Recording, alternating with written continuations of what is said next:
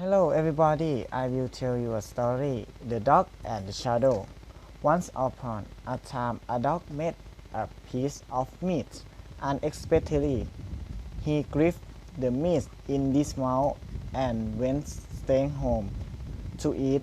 On this way home, while he saw crossing a bridge over a brook, he saw his own shadow reflect in the water beneath.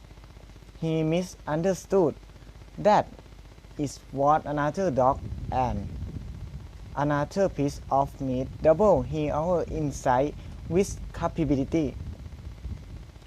He winced that meat also so barked at the dog in the water to get his longer piece, but as he opened his mouth and piece of meat fell out and dropped into the water. He lost bone of meat it in the water and he also. Okay, thank you, see you.